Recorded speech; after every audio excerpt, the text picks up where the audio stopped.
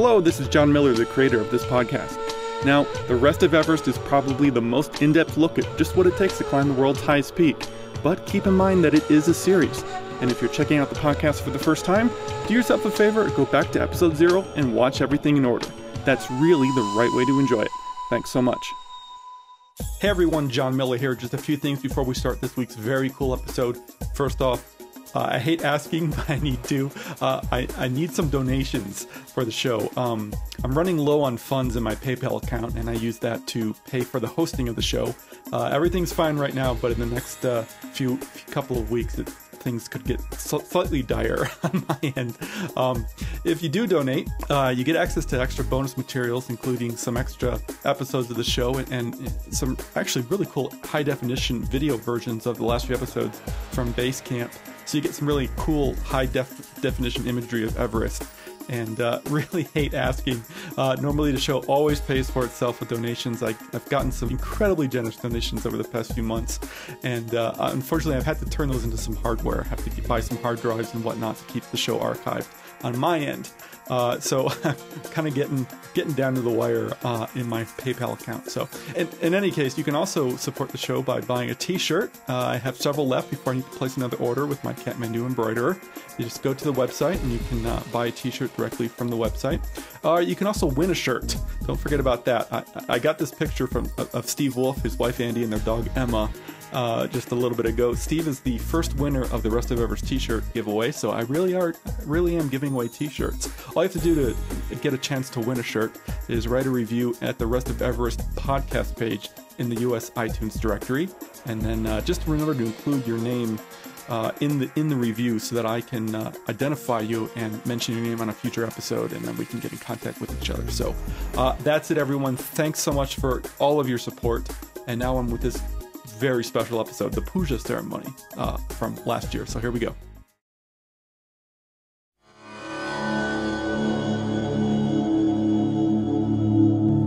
This is the Rest of Everest video podcast, an almost unabridged expedition experience. Episode 86, Puja Deja Vu.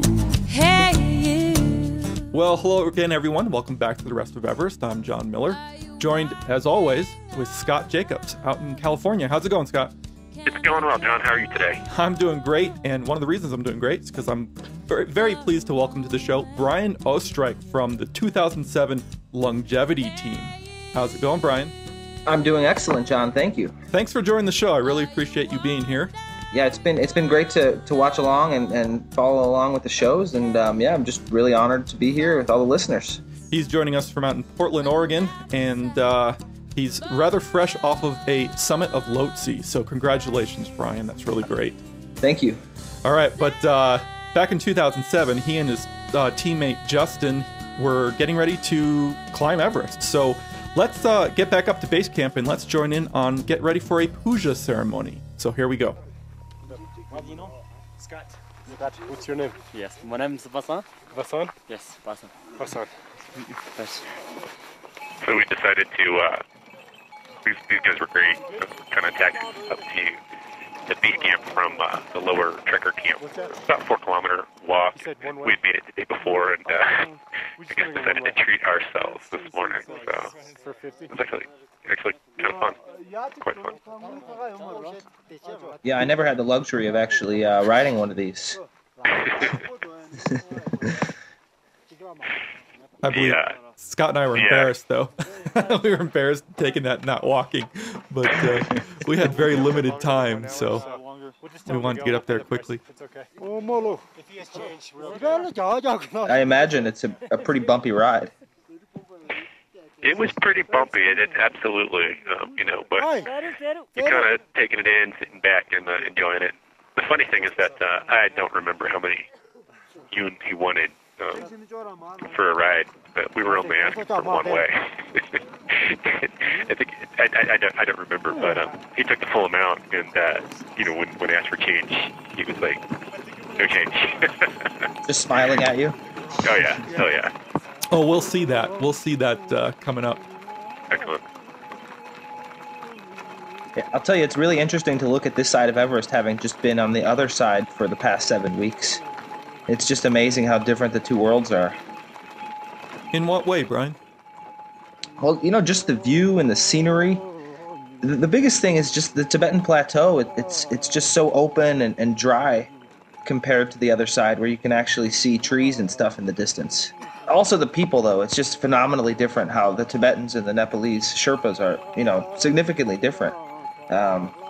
Both very, it's a great cultural experience in both ways, but it's easy to kind of forget that they are different and do have different customs in many respects. And so I feel a little bit silly, but I think it's necessary to get the footage I need today. We're taking the easy way out because we had bad headaches yesterday after a 5-mile adventure. 5 miles, not much, 16,000 feet. It's like running a marathon. That's the truth.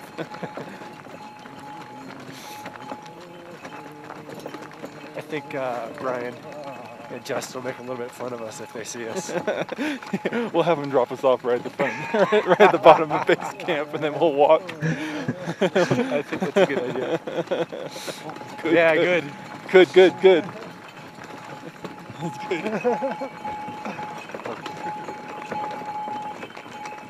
Very good, very good. The sheep one. Apparently, a lot of the climbers actually utilized the taxi service. Obviously, Brian, you didn't get a chance to, but I think it became fairly popular. yeah, it's a nice change of scenery to actually go down to the little Tibetan town because I don't know if the viewers realize it or not, but it's probably 3 or 4 miles away. That guy is so cool. Well, of course, this guy's happy because it's absolute highway robbery what he's going to be charging Scott for the taxi ride.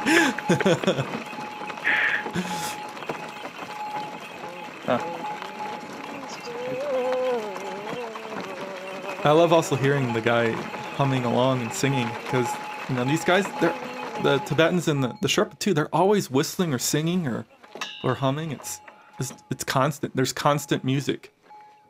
It's very cool.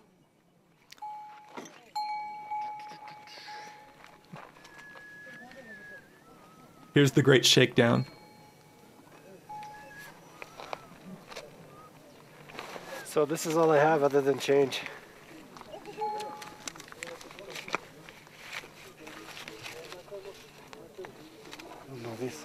Do you have change? I need 50 back. I need 50 back for me. I need 50 back. I either have 45 or I need 50 back. Do you have any change? Because that's too much. That's all I have. Do you have 50 back? I don't have any other money, so we're gonna have to pay 100, I think, for our ride, which is fine because it's $12 and it's worth it to me. So. Oh wait! No, that's right. Yeah. No.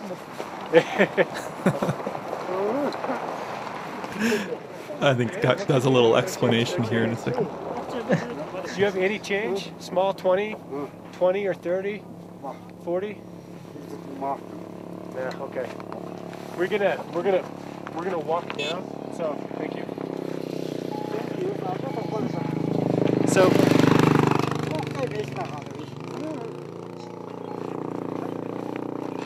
I just got overcharged big time. It cost 50 yun, but he either did or did not have change and was not forthcoming with it and refused to take 45. So we paid double for a one-way trip. Normally they say they wait an hour, but we're going to be up here several hours. But what can you do? 8 yun to the dollar. I think we're still getting a good deal. And hell, we're at base camp, so I'm not going to let it bother me. Of course that guy had change. Oh, absolutely. There's no question, but it's just the big smile, like you were saying, Brian. It's like they just smile. Yep, smile and nod. Yeah, he seems like a good guy. I'll believe in his honesty, but I guess it is part of business to fleece the tourists. It was interesting this year. I brought really small denominations and an excessive amount of them, and so I, just in cash, I had a pretty heavy pocket, $1 to $2 denominations, and so. Very smart. It's a really good idea. I think that the bigger shakedown is not that guy overcharged you, Scott, but that I didn't change any into any Chinese currency or Tibetan Chinese currency. So you paid for everything while we were in Tibet.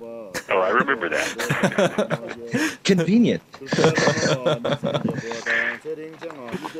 So this is obviously the beginning of another puja ceremony, and I was really, really excited to be part of this. We stumbled across this team, which is actually the organization, the trekking and climbing mountaineering organization is called Windhorse.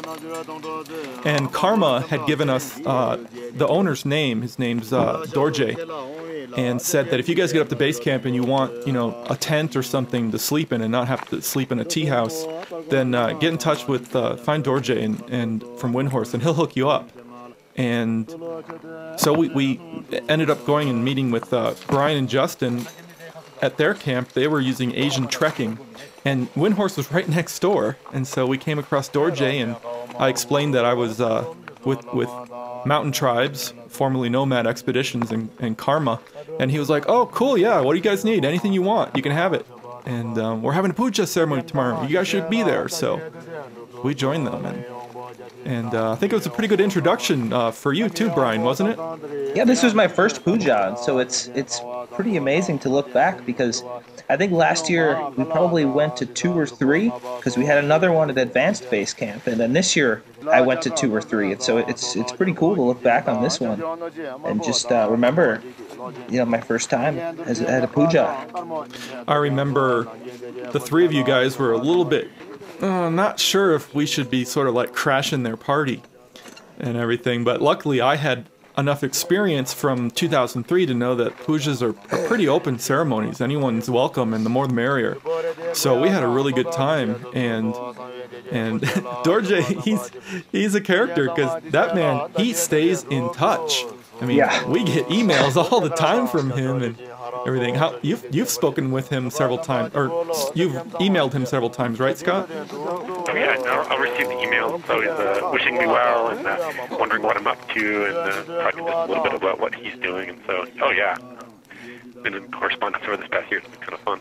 And you too, Brian, right? Yeah, he's a great guy. We stayed in really close contact, and I almost used their company this year, and it didn't end up working out at the last minute because of the problems this year with the different governments involved. And so it was interesting, though, on my trek, actually, about 1 day in, on my trek to base camp, I just heard somebody screaming my name out of nowhere, and I turned around and I saw Dorje just running up. But it was great to see him. We had we had a cup of tea together and just kind of both went on our way. It was really cool. Random luck. It's interesting you say that, because I remember on this day, right before the puja started, Dorje yelling across, "Come join us, come sit down." And before I knew it, I was seated in a chair with a cup of tea. He's, take part of film, participate, please, join our puja. So, yeah. In the lower, hold on a second. In the lower right-hand corner of the image here, you see the man holding the scripture. The white scripture, that's Dorje in the white hat sitting down. So what were we going to say, Brian? I do have to say that it feels like you are kind of intruding until you have a sense of how these puja ceremonies go. It doesn't feel like you should just kind of walk up and join another group, but once you do, everybody's extremely, happy to have you there. Yeah, so. Yeah. Especially once you get into it, and once they take little breaks here and there from the chanting, and everyone just sort of takes a breath and gets a little something to eat, and at the end here, and that's Dorje right there. But yeah, it's just a really, really nice ceremony, really, really enjoyable, and important too. Yeah. This is the way to ask permission. Ask the mountains permission to set foot, and as you might remember, in this culture, your foot is the dirtiest part of your body, so it can be disrespectful to the mountain, and so this is a way of kind of getting permission to do that and have it not be disrespectful. And that was Brian. We were looking over his shoulder there. That's Justin. It's really interesting because the Sherpa people and climbers will not go near the mountain until they've done this puja ceremony. Mm-hmm. Now again, that just shows how important all of this is, and it's not just something done, for the tourism industry. No. It's a real and it's a very important ceremony.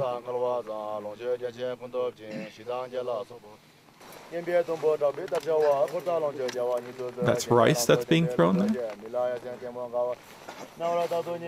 And it's all centered around a little chorten or stupa, a little rock chorten there that was built. And you can see there's a bunch of offerings on it. And of course all the prayer flags everywhere. Now Windhorse was hosting a group of French climbers, is that right? Yes, correct. Okay. And I think that they were planning on either paragliding down from the summit, and they ended up, I think, paragliding from the North Pole. Oh, really? Wow. So, yeah, they were very, very talented athletes.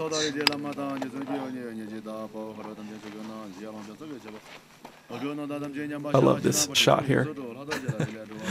They were burning incense, and these bundles of incense, and it became very smoky. I think everyone was caught a little bit by surprise by how smoky it got for a second there. But it made for some just really beautiful imagery. I just loved it. Oh, that's great. Now, how long had you guys been at base camp already? Had it only been 2 or 3 days? 3 days? Yeah, I think you guys arrived shortly after, and Justin and I had been climbing in Nepal, and so we moved a day faster than the rest of our group to base camp, and so they had been there for 2 days, and we had been there for 3 days. Yeah, you guys had pre-acclimated by climbing Island Peak on the Nepal side. That is correct. Yeah. This is a sort of homebrew, like, beer. Is it called Chang? It's called Chang. It has kind of a milky consistency, doesn't it? Yeah.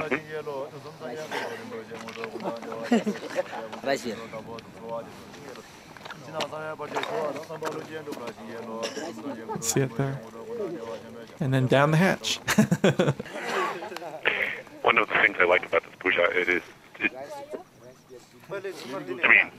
service level, it's still about sharing. They come around with Chang as part of the offering, and you partake, and they come around with food, and then more food, and then samba. So it was just it's kind of interesting.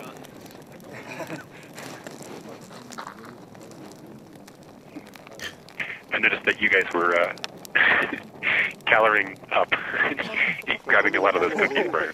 Yeah, I didn't hesitate, that's for sure. Well, yeah, they bring the whole tray over, It's like...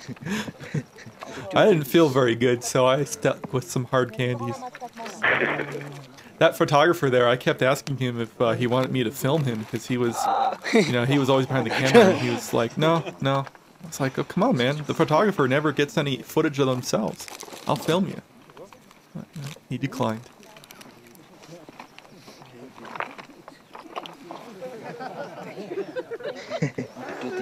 No problem. 2-3 piece? Yes, I know. Okay. Orange, apple. Nice job. You guys needed it, that's for sure. Yeah. What do you mind if I ask, what are you feeling just generally right now? I mean, there's got to be this anticipation about the task at hand. Yeah. It's just amazing to look back and kind of remember those pre-expedition jitters, and there's just so much uncertainty at that point of the trip that it's kind of amazing to imagine how to look back on it. But all this was so new to me, the puja ceremony and just being in Tibet, and so I think you're kind of just still taking it all in. And you certainly have the time to do that, because it's really about, I think we stayed at base camp for like eight or 9 days. before moving up, and so you're there for a long time, and you don't really have that much to do. Hang out and breathe. Yeah, that's it, and eat.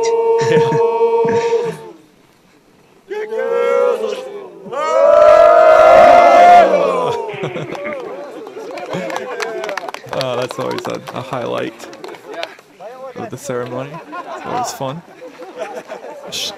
We were throwing rice and barley flour, roasted barley flour, which is what sampa is made out of. You mix the barley flour, roasted barley flour, with some like yak butter and salt and stuff, and it becomes a very hearty, clay-like meal. You got something on your shoulder there. And then the tray gets passed around again. Thank you.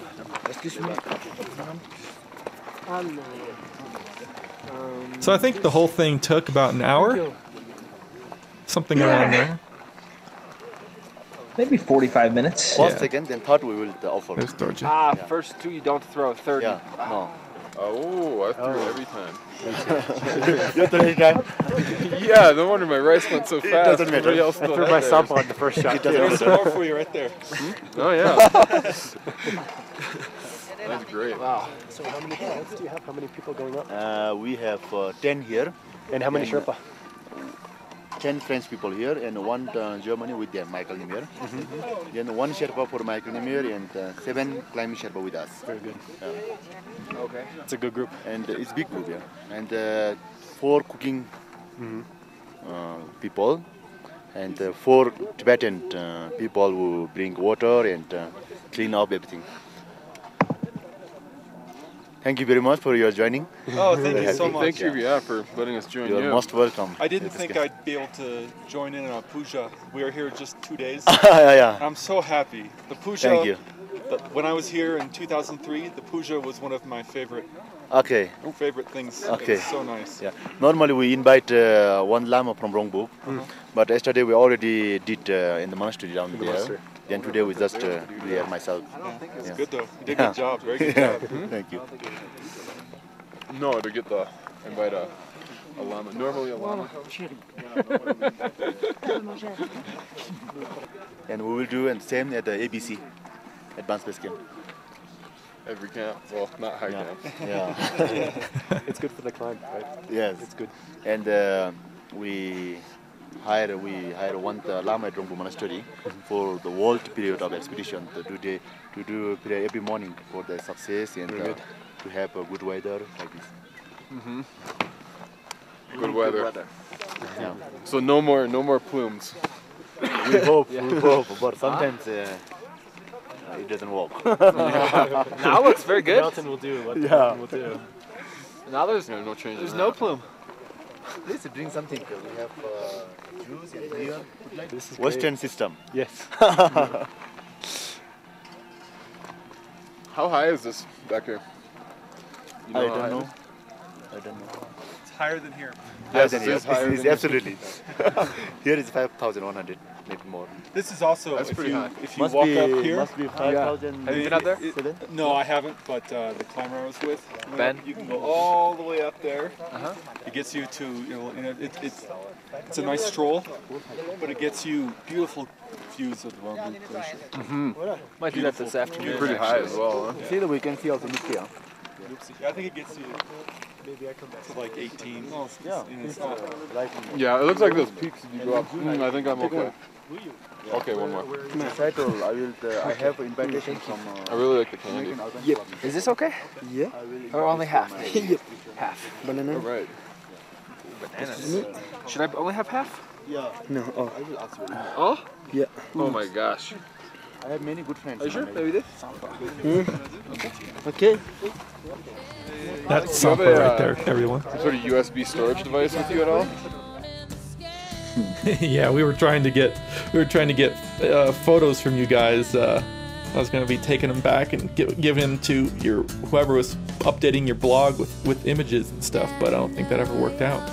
Now that's the thing that plagues me every time. It's just communication issues, and the tech stuff is so hard up there. You have to be very, very thorough with your planning.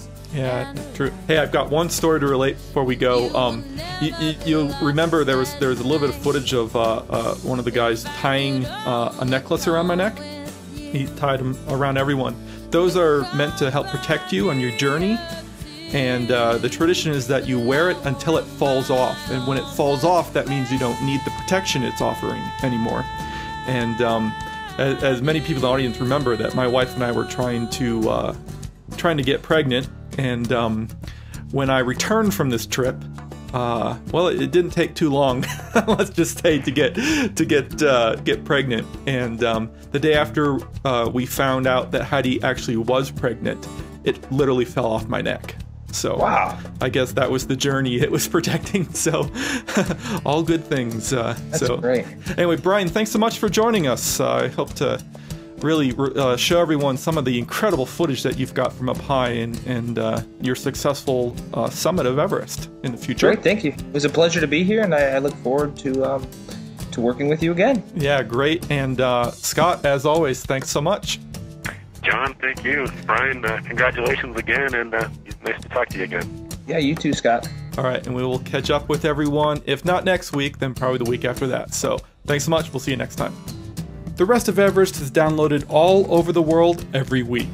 If you enjoy watching and would like to show your support, then take a look at my website. Aside from having lots of additional blog entries from the expedition updated every week, there's this little donation button on every page. Now, many of you have pressed that button, and your generous contributions are helping to cover my hosting fees. If you haven't donated but would like to, then just contribute any amount. In return, I'll give you access to the video and audio dispatches I sent out while we were actually at Everest. It's pretty interesting stuff. Contribute $25 or more, and I'll even throw in an iPod-compatible version of the film Everest: The Other Side. That's the project the entire podcast here is based on.